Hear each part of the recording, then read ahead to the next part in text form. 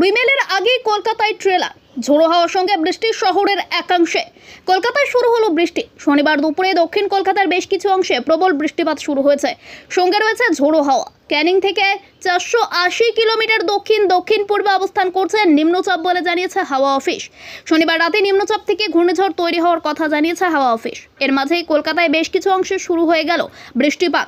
রবিবার রিমেল ঝড়ের প্রভাব পড়ার কথা কলকাতায়, তার আগেই তুমুল বৃষ্টি নামলো কলকাতার বেশ কিছু অংশে।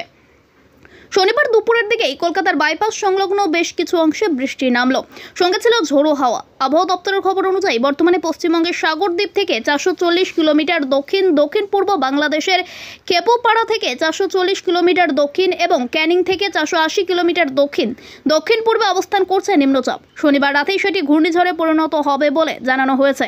এর আগে কলকাতার বেশ কিছু অংশে প্রবল বৃষ্টিপাত শুরু হয়ে গেল।